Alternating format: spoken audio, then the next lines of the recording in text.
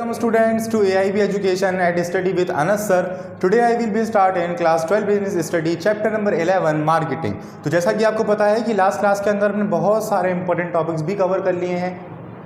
बहुत क्लास पीछे हमने चैप्टर को स्टार्ट किया था, बट जो हमने लास्ट क्लास स्टार्ट करी थी उसके लास्ट में हमने सीखा था एलिमेंट्स ऑफ मार्केटिंग मिक्स, यानी कि हमने इसका ओवरऑल इंट्रोडक्शन जान लिया था कि आखिर मार्केटिंग मिक्स होता क्या है, डेफिनेशन क्या है, मीनिंग क्या है, कॉन्सेप्ट क्या है, वो सब हम पढ़कर आ चुके हैं। अगर आपने वो चीज़ नहीं समझी है तो आप इसी चैनल पर जा सकते हैं, ऑलरेडी वीडियो अपलोड है। अदरवाइज इस वीडियो के लास्ट में एड स्क्रीन में वो वीडियो लगी हुई है, आप यहाँ से जाकर भी इजीली देख सकते हैं। आज की क्लास के अंदर हम पढ़ेंगे इसके एलिमेंट्स के बारे में। जैसा कि मैंने आपको बोला था कि इसके एलिमेंट्स का एक ऐसा मतलब नहीं कि प्रोडक्ट के बारे में समझा दिए, प्राइस के, प्लेस के, प्रमोशन के, इन सभी के अपने अपने अलग अलग टॉपिक बता रखे हैं। यानी प्रोडक्ट के अंदर भी कई चीज़ें आती हैं, प्राइस के अंदर भी कई चीज़ें आती हैं। सो स्टार्ट करते हैं अपनी क्लास को और समझते हैं हम प्रोडक्ट के टॉपिक को, और इस टॉपिक के साथ जो उसके अंदर चीज़ें आती हैं, इसको कौन से फैक्टर होते हैं जिस पर इफेक्ट डालते हैं, ब्रांडिंग, लेबलिंग, पैकेजिंग, सभी चीज़ों को कवर करते हुए चलते हैं। सो स्टार्ट करते हैं अपनी क्लास को और समझते हैं इन सभी टॉपिक्स को easy, short and brief explanation के साथ।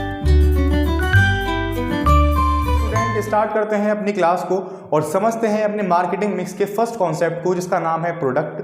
तो प्रोडक्ट का मतलब क्या होता है स्टूडेंट्स, आप पहले से भी जानते होंगे। प्रोडक्ट का मतलब बेसिकली होता है कि गुड्स एंड सर्विसेज। यस, यही है, product is refer to goods and services. अब इसके अंदर एक नई चीज ऐड ऑन हुई है, वो है एनीथिंग ऑफ वैल्यू। ठीक है, एनीथिंग ऑफ वैल्यू, जो कि मार्केट हमें ऑफर करे और हम उसको सेल कर, हम उसको बाय करें, मार्केट सेल करती है। तो यहाँ पर हम समझ जाते हैं भाई गुड्स में भी मोटरसाइकिल जिसको हम छू सकें, है ना, ऐसे एसेट्स, टेंजिबल एसेट्स कह सकते हो आप इन्हें। सर्विस में भी इंश्योरेंस, यानी कि सर्विसेज कुछ देना अपनी, है ना। एनीथिंग ऑफ वैल्यू का मतलब क्या होता है? देखिए, एनीथिंग ऑफ वैल्यू के अंदर कंसीडर किया गया है अपना एक्सपीरियंस शेयर करना, अपना आइडिया शेयर करना, या फिर जिस चीज़ के अंदर आप एक्सपर्ट हो उसके बारे में बताना। तो वो सब चीज़ें आती हैं हमारी एनीथिंग ऑफ वैल्यू में, और वो भी अब प्रोडक्ट मानी जाती हैं। ठीक है, तो ये था हमारा सब कुछ। अब नेक्स्ट पॉइंट आता है types of satisfaction receive from product. देखिए, कभी भी आप कोई भी चीज़ परचेज करिए तो परचेज करने के पहले आप कई बार सोचते हो कि यार मुझे वो चीज़ लानी है और वो चीज़ मुझे इतनी बड़ी लानी है या इतनी छोटी लानी है। तो हमें सेटिस्फेक्शन लेवल कैसे रिसीव्ड होता है? तो सेटिस्फेक्शन लेवल जनरली 3 चीज़ों से रिसीव्ड होता है हमें। पहला आता है फंक्शनल सेटिस्फेक्शन। जैसे मान लीजिए आप किसी भी साइज़ की शर्ट लेकर आए और आप घर पर लेकर आए, आपने उसे पहना, आपके बिल्कुल फिट आया, वो बिल्कुल ठीक आया, जिस साइज का लाना था उसी साइज का मैटर मिला आपको, तो वो होता है फंक्शनल सेटिस्फेक्शन। अगर मान लीजिए आप कोई शर्ट आपने परचेज करी और वो आपकी फिट ही नहीं हुई, वो आपकी बहुत छोटी है, तो वो फंक्शनल सेटिस्फेक्शन के अंदर नहीं आएगा। यानी कि जब हम उसका यूज करें तो हमें कितनी सेटिस्फैक्शन मिल रही है उससे। नेक्स्ट आता है साइकोलॉजिकल सेटिस्फैक्शन, यानी कि किसी चीज को पहनकर आप ना कॉन्फिडेंस लो ना करें, उस चीज को वेयर करने के बाद, पहनने के बाद आपका कॉन्फिडेंस और हाई हो जाए कि हाँ भाई मैंने भी कोई चीज बेहतरीन ब्रांड की पहन रखी है। ठीक है, तो ये होता है हमारा साइकोलॉजिकल सेटिस्फैक्शन। अब बात करते हैं सोशल सेटिस्फैक्शन की। देखिए, सोशल सेटिस्फैक्शन तो आजकल के ज़माने में काफ़ी ज़्यादा इंपॉर्टेंट ही माना जा रहा है कि अगर हम किसी कपड़े को पहनकर किसी चीज़ को लेकर बाहर निकलें तो सोशली, यानी कि जो बाहर लोग हैं वो पहले से उस चीज़ को जानते होंगे, अरे ये तो उस ब्रांड का है, ये इतना महंगा है, या फिर ये वो चीज़ है, तो हमारी सोशल सेटिस्फैक्शन रिसीव्ड होती है कि हाँ भाई मैंने कोई ना कोई चीज़ अच्छी परचेज करी है। तो ये था हमारा टाइप्स ऑफ सेटिस्फैक्शन। काफ़ी छोटे छोटे और इंपॉर्टेंट पॉइंट्स भी हैं, क्योंकि जब कभी क्वेश्चन आएगा तो ओवरऑल मिक्सअप करके आएगा इन्हीं सब चीज़ों का। तो आपको लिख देना है कि टाइप्स ऑफ सेटिस्फैक्शन रिसीव्ड हमें किस तरीके से होती है अपने प्रोडक्ट से। पहला होता है फंक्शनल, उसका फंक्शन ठीक तरीके से हो। साइकोलॉजिकल, यानी कि हम उसके पहन का कॉन्फिडेंस फील करें, हमें ये पछतावा ना हो उसको लेने के बाद। और थर्ड आता है सोशल सेटिस्फैक्शन, यानी सोशली उस प्रोडक्ट को पहचाना जाए, जाना जाए। तो ये थे हमारे टाइप्स ऑफ सेटिस्फैक्शन। चलिए स्टूडेंट्स, अब हम समझते हैं प्रोडक्ट एट्रीब्यूट कॉन्सेप्ट के बारे में। तो बेसिकली एट्रीब्यूट्स का मतलब क्या होता है? एट्रीब्यूट्स का मतलब होता है गुण।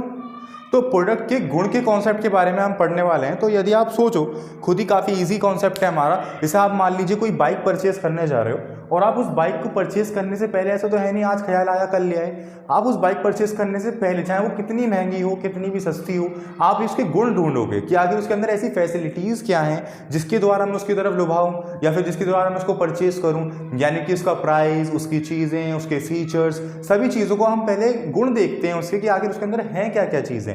जब हम उससे सेटिस्फाइड होते हैं कि हाँ यार ये तो बढ़िया चीज़ है, यानी कि उसके अंदर फंक्शंस काफ़ी अच्छे हैं, स्ट्रक्चर काफ़ी अच्छे हैं, फीचर्स काफ़ी अच्छे हैं, तो तब जाके हम कहीं पर उस चीज़ को परचेज करते हैं। तो यही हमारा एट्रीब्यूट का कॉन्सेप्ट होता है कि जब भी हम किसी प्रोडक्ट को परचेज करने जाते हैं तो पहले हम उसके गुण जानते हैं। और हमारे मार्केट के अंदर मिक्सचर ऑफ प्रोडक्ट्स हैं, यानी कि टेंजिबल एसेट्स का ही मिक्सचर है, इंटेंजिबल एसेट्स का ही मिक्सचर है। जैसे मान लीजिए आपको कोई इंश्योरेंस ही करवाना है तो आप पहले इंश्योरेंस कंपनी ढूंढोगे ना कि कौन बेहतर है कौन नहीं। तो इसी तरीके से आप कोई प्रोडक्ट परचेज करोगे जो टेंजिबल एसेट्स के अंदर कंसीडर करेगा तो आप उसकी गुण ढूंढोगे कि भाई ये चीज़ ठीक है या नहीं। यहाँ तक कि आप एक कुर्सी भी परचेज करोगे तो आप ये देखोगे कि वो आखिर कितनी बढ़िया है कितनी नहीं। तो यही हमारा प्रोडक्ट एट्रीब्यूट का कॉन्सेप्ट होता है। तो ये अभी हमने जो चीज़ें पढ़ी अपने प्रोडक्ट के बारे में, ये सब छोटी छोटी सिंपल चीज़ें थी।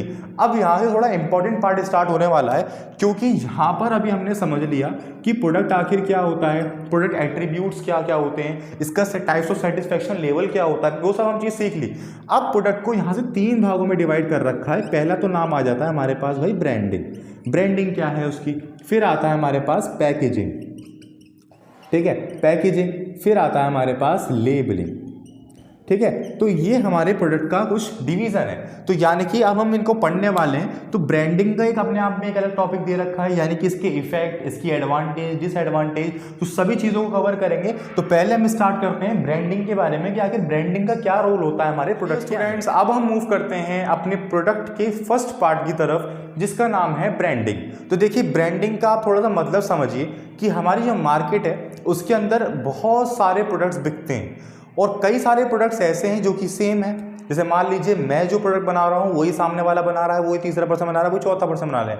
हम जैसे 4 पर्सन वो प्रोडक्ट बना रहे हैं। अब मार्केट के अंदर कौन क्या कैसे पहचानेगा कि कौन सा मेरा प्रोडक्ट है, करेक्ट। यानी कि मान लीजिए कोई ऐसे पर्सन है, ऐसे कंज्यूमर हैं, कस्टमर्स हैं जो कि मेरे प्रोडक्ट को यानी मेरे बनाए हुए प्रोडक्ट्स को परचेज करना चाहते हैं, तो वो कैसे पहचानेंगे? हम तो बना एक ही चीज़ रहे हैं। तो वो पहचान करवाता है ब्रांड। यानी कि हर एक कंपनी का अपना अपना ब्रांड होता है और ब्रांडिंग नेम होता है, ब्रांडिंग मार्क होता है, ट्रेड मार्क होता है, बहुत सारी चीज़ें होती हैं, वो हम यहाँ पढ़ेंगे अभी। तो बेसिकली ब्रांडिंग एक एविडेंस है या पहचान है जो कि कंज्यूमर को ये बताए कि ये उस कंपनी का प्रोडक्ट है, ये उस कंपनी का प्रोडक्ट है। जैसे कि Asian paint, Honda city, Tata safari, तो ये सारे जो नाम हैं ये बेसिकली कारों के तो नाम है भाई, कार सब 4 पहियों की तो है, बट इनको जो अलग बना रहा है वो क्या बना रहा है, इनका ब्रांड नेम, कि ये इस कंपनी को डिनोट कर रहे हैं। अब जैसे हमारे दिमाग में किसी भी कंपनी का ब्रांड नेम आ जाता है तो हमारे उसके सारे फीचर्स, उसकी एडवांटेज, उसकी डिसएडवांटेज, सभी चीज़ें हमारे माइंड में आ जाती है कि भाई इसका परचेज करेंगे तो फायदे में रहेंगे, इसका परचेज करेंगे तो घाटे में रहेंगे। आ जाता है ना। ब्रांड नेम सभी का होता है। जैसे मान लीजिए आप कार परचेज करने जा रहे हैं और कोई भी कार परचेज करने के अंदर आपके दिमाग में 2 ब्रांड नेम का नाम आया कि भाई किसकी लें, टाटा की लें या होंडा की लें, तो वो आप उसके फीचर्स देखोगे और जिसके फीचर्स बेस्ट होंगे आप उसकी कार परचेज कर लोगे। तो ये होता है हमारा ब्रांडिंग। तो branding, a marketer has to decide whether the firm's product will be marketed under a generic name और ब्रांड नेम। तो ये आपको याद रखना है, मार्केट के अंदर generic name and a brand name. हो सकता है 2 या 3 नंबर के क्वेश्चन में आपके इन दोनों में डिफरेंस पूछ लिया जाए। तो जेनेरिक नेम मैंने आपको बताया कि मेरे जैसे 4 लोग हैं और वो भी वही प्रोडक्ट बना रहे हैं जो मैं बना रहा हूं। अब हम सब क्या बना रहे हैं, मान लीजिए हम सब बाइक बना रहे हैं, तो उसका नाम, कॉमन नाम क्या है, बाइक है ना। इसी तरीके से उसको बोलते हैं जेनेरिक नेम। जैसे मान लीजिए कोई कंपनी पेंट बना रही है तो उसको बोला तो पेंट ही जाएगा ना, भाई वही पेंट बना रहा है, वही पेंट बना रहा है। और ब्रांड नेम बोलते हैं, जैसे मान लीजिए मेरी बाइक का नाम है AIB बाइक, या फिर किसी और कंपनी का नाम है किसी और की बाइक है। इस तरीके से ब्रांड नेम होते हैं अपने अपने अलग अलग, ठीक है, वो कंपनी डिसाइड करती है। तो branding refer to that process through which are distinct identification of the product is established. यानी कि मैंने आपको बताया कि उसकी आइडेंटिफिकेशन को एस्टेब्लिश करता है। अब हम बात करते हैं थोड़ा सा इसके बारे में, यानी brand name, brand mark and trademark. तो ये सब चीजें क्या होती हैं?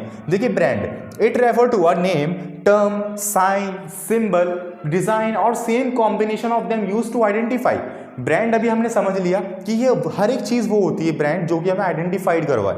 उसका नेम हो, उसका सिंबल हो, उसकी टर्म हो, उसकी कुछ भी चीज हो जो कि हमें औरों से हटकर उसको दिखाए कि हाँ ये उस बंदे का सामान है, तो उसको बोला जाता है ब्रांड। उसके अंदर क्या क्या चीजें इंक्लूड होती है मैंने बता दिया आपको। नेम होता है, टर्म होती है, साइन, सिंबल, डिजाइन और some combination of them used to identify.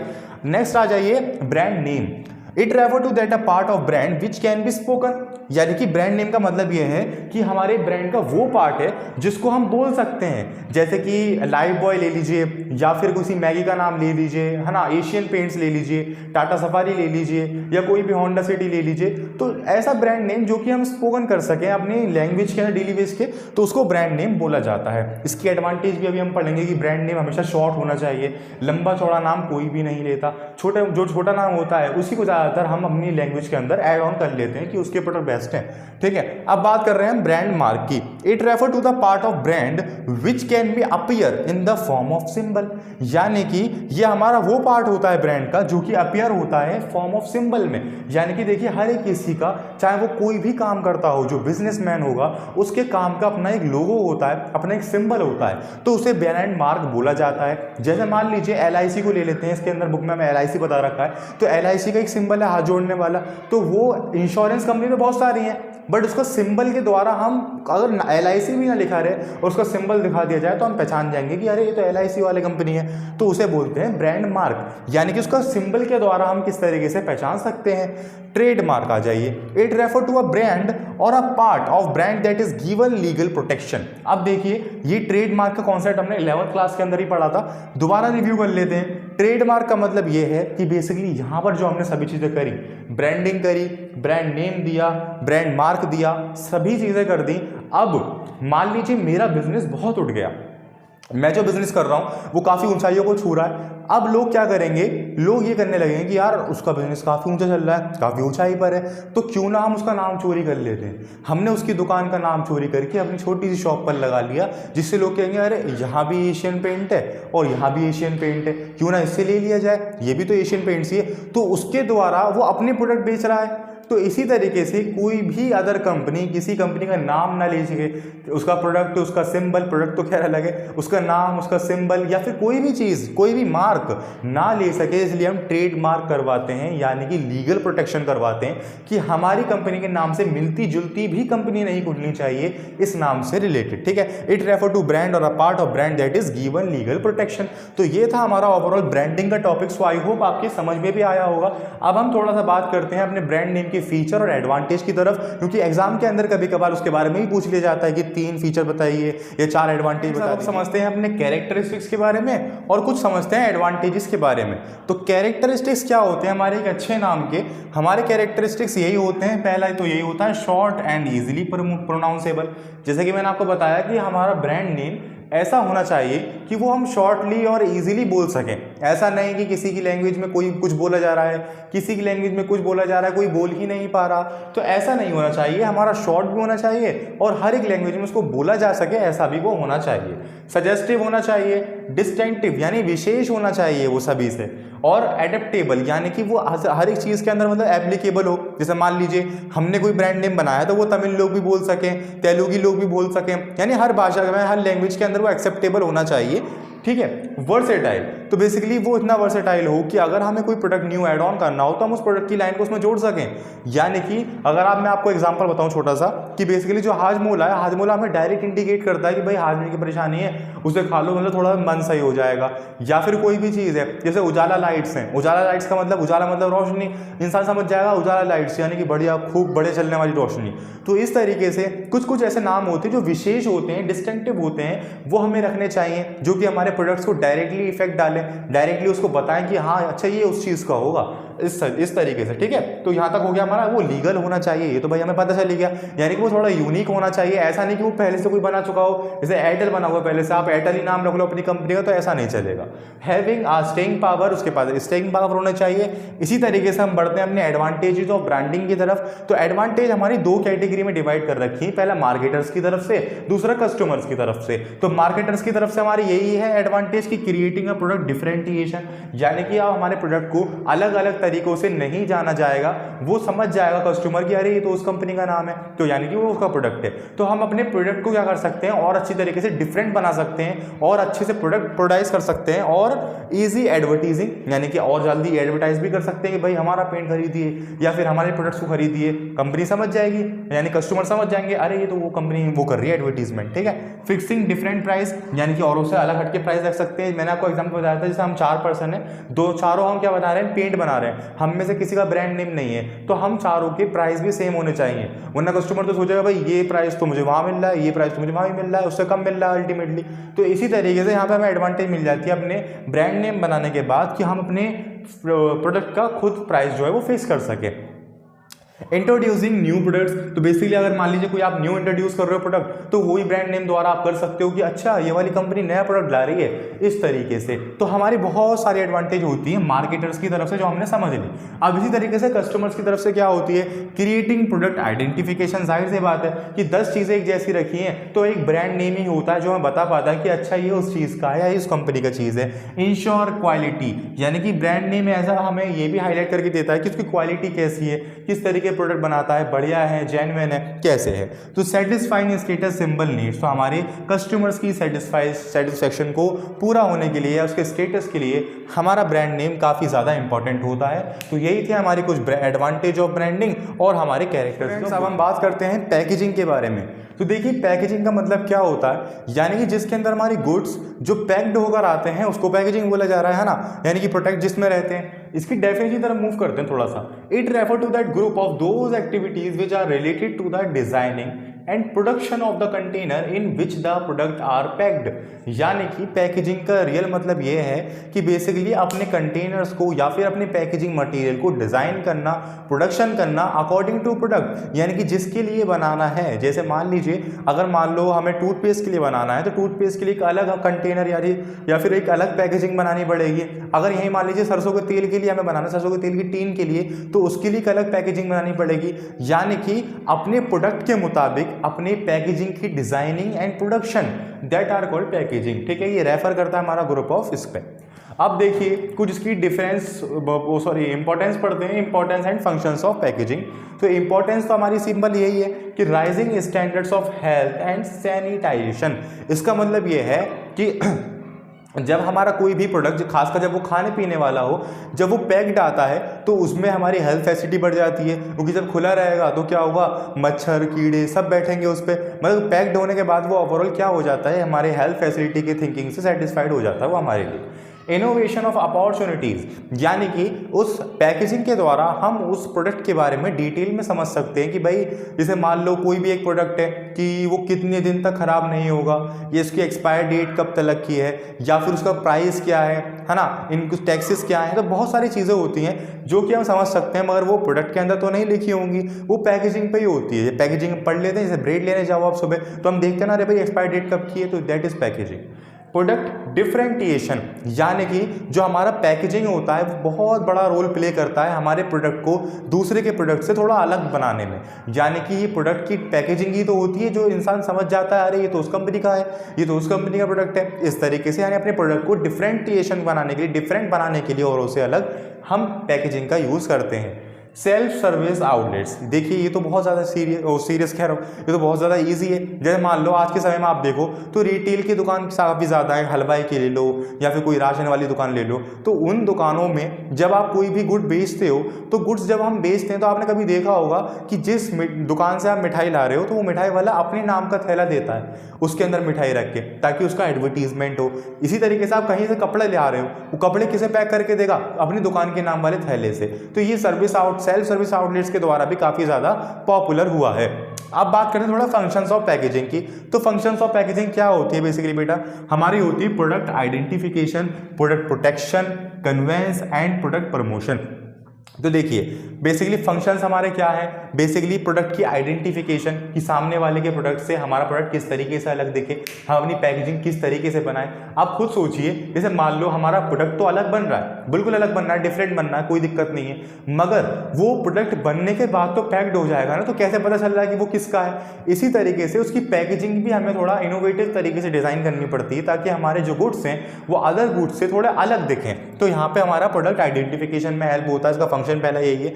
Product protection, यानी कि अगर आप देखो तो कोई सारी चीजें ऐसी होती हैं हमारी मार्केट में जो कि ज्यादा तेज दबाओगे तो खराब हो जाएंगी, है ना। थैली में ज्यादा भारी होती है, थैली रखोगे तो फट जाएगी। तो बहुत सारी चीजों के अपने अपने लेवल होते हैं, कोई हल्की चीज है, कोई भारी चीज है। कोई नरम चीज़ है, कोई सख्त है, तो उनके हिसाब से उनकी प्रोटेक्शन प्रोवाइड करने के लिए अपने प्रोडक्ट्स की पैकेजिंग का भी हेल्प करते हैं, यानी पैकेजिंग की सबसे ज़्यादा मेंटेन रखी जाती है। कन्वेंस, इसका मतलब ये है स्टूडेंट, जैसे मान लीजिए आपको अपने प्रोडक्ट्स को एक जगह से दूसरी जगह पहुंचाना, तब भी पैकेजिंग का ही यूज़ होगा। बड़े वाले कार्टून में रख देते हैं ना सामान, उसी तरीके से जैसे हम मान लो कि आज हम जो गेहूं खा रहे हैं, चावल खा रहे हैं या कोई भी चीज़ खा रहे हैं, तो वो हमारे घर के पीछे प्रोड्यूस थोड़ी हो रही है, वो काफ़ी दूर से बनकर आती हैं, कोई कहीं से आ रही है, कोई कहीं से आ रही है, तो वो जो वहाँ से यहाँ तक आती है ट्रांसपोर्ट सेक्टर के द्वारा, तो उसके लिए भी पैकेजिंग की नीड होती है। काफ़ी सिंपल है। प्रोडक्ट प्रमोशन, तो बेसिकली अल्टीमेटली हमारा प्रोडक्ट्स का प्रमोशन भी हो जाता है। जब हमारे प्रोडक्ट्स थोड़े इनोवेटिव दिखेंगे, जब कोई सेल्समैन लेके चलेगा हमारे प्रोडक्ट्स को, पीछे हमारे प्रोडक्ट का नाम लिख रहा है, प्रमोशन तो हो रहा है ना अल्टीमेटली, या एडवर्टीजमेंट कह लीजिए, कुछ भी कह लीजिए, ठीक है। चलो, ये था हमारा importance of packaging, functions of packaging and packaging की डेफिनेशन। सो आई होप आपकी भी क्लियर हुई होंगी। अब इसका बहुत ईजी सा छोटा सा टॉपिक था लेवल ऑफ पैकेजिंग, तो वो मैंने यही लिख दिया छोटा सा।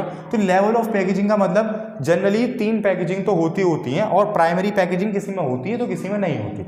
मगर primary packaging, secondary packaging and transportation packaging, sorry primary packaging secondary packaging किसी में होती है तो किसी में नहीं होती। देखिए, प्राइमरी पैकेजिंग का मतलब यह है कि जब आपने गुड्स बनाया और वो गुड बनाने के साथ में ही आपने डायरेक्ट उसको क्या कर दिया, पैक्ड कर दिया। अब जो पैक किया, जैसे मान लीजिए आपने कॉलगेट बनाया, अब कॉलगेट बनाने के बाद जो पेस्ट होता है उसको निकालने का एक छोटा सा पैकेट होता है ना, उसके अंदर डाला आपने, ये होती है आपकी प्राइमरी पैकेजिंग। अब आपने जो उसके अंदर वो डाला है, आप ऐसे तो बेचोगे नहीं कि लो भाई कॉलगेट लो, ऐसे तो नहीं। तो अब प्राइमरी पैकेजिंग द्वारा, यानी जो आपका नया प्रोडक्ट बना है, बिल्कुल हाथों हाथ बना है, उसको पैक्ड करना, उसको प्राइमरी पैकेजिंग बोला जा रहा है, उसमें हम बेच नहीं सकते। सेकेंडरी पैकेजिंग, जो बाहर एक छोटा सा गत्ता होता है, यानी डिब्बा होता है हमारा तवड़ा टूथपेस्ट का, उसको बोलते हैं सेकेंडरी पैकेजिंग। यानी कि अपने बने बनाए प्रोडक्ट को प्राइमरी पैकेजिंग के बाद हम सेकेंडरी पैकेजिंग के अंदर डाल देते हैं। देन आता है हमारा ट्रांसपोर्टिंग पैकेजिंग। तो अल्टीमेटली हमारी पैकेजिंग का सेक्टर तो यहीं बंद हो जाता है कि कोई प्रोडक्ट बनाया, उसको पैक्ड किया, देन हमने उसको सेकेंडरी पैकेजिंग के अंदर डाल दिया। उससे क्या होता है, सेकेंडरी पैकेजिंग में हमारी डिटेल्स, उसकी एक्सपायर डेट, प्राइमरी डेट, सब चीज़ें होती हैं। और ट्रांसपोर्टेशन पैकेजिंग का मतलब ये है स्टूडेंट्स कि मान लीजिए अपने सामान कहीं दूसरी जगह पे जाना है, तो बड़े बड़े कार्टून्स में जो सामान भरा जाता है उसको ट्रांसपोर्टेशन पैकेजिंग बोलते हैं, जो कि एक टाइम के बाद खत्म हो जाती है। यानी कि जब बिकने आएंगे, वो दुकानों पर जाएंगे, तो वो ट्रांसपोर्टेशन पैकेजिंग खुल जाती है। तो इसी तरीके से हमारे कुछ लेवल्स ऑफ पैकेजिंग होते हैं। सो आई होप आपकी क्लियर है। हम एक और फंक्शन की तरफ मूव करते हैं जिसका नाम है लेबलिंग। तो लेबलिंग भी हमारा थोड़ा बड़ा मिलता जुलता रहता है पैकेजिंग की तरह। तो पैकेजिंग के बाद हमें सीखने को मिलता है लेबल। तो label refer to that process preparing a label as a slip which is found on the product itself or an package providing all information regarding the product and its producer।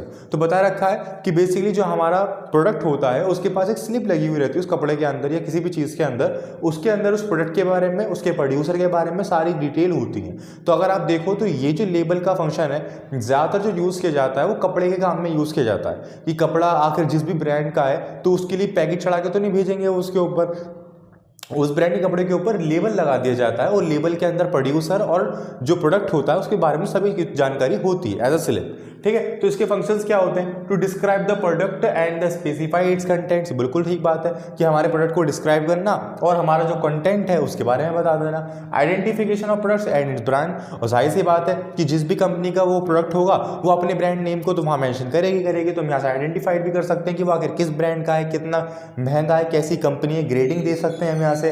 Help in promotion of product, बिल्कुल providing information required by law, ये important है। ये इसलिए important है कि basically जो भी कुछ इन्फॉर्मेशन होती है हमारी उस प्रोडक्ट से संबंधित या किसी भी चीज़ से संबंधित, वो भी हम उस लेबल के थ्रू प्रोवाइड कर देते हैं। जैसे आज आप देखिए कि सिगरेट की डिब्बी आती है, सिगरेट बिकती तो है बाजार में, बट वहाँ पे सब कुछ लिखा रहता है कि इससे क्या क्या चीज़ें बीमारी होने वाली हैं। तो ये हमारा लॉ के थ्रू भी चलने में काम करता है लेबल, क्योंकि जो कुछ भी उसकी हानियाँ हैं या एडवांटेज जिसे वो हम लेबल के अंदर मेंशन हमें करना होता है बाय लॉ। तो ये था हमारा लेबल का फंक्शन। सो आई होप आपके समझ में भी आया होगा। आज ही क्लास के लिए इतना ही। आज ही क्लास के अंदर हमने फाइनली हमारा फर्स्ट पी जो था जिसका नाम था प्रोडक्ट, उसके बारे में सभी चीज़ें हमने क्लियर कर ली हैं। आई होप आपकी भी क्लियर हुई होंगी, बट फिर भी अगर आपको किसी भी टॉपिक में या किसी भी पॉइंट के अंदर कोई भी डाउट हो तो आप मुझे कमेंट बॉक्स के अंदर ज़रूर बताएं।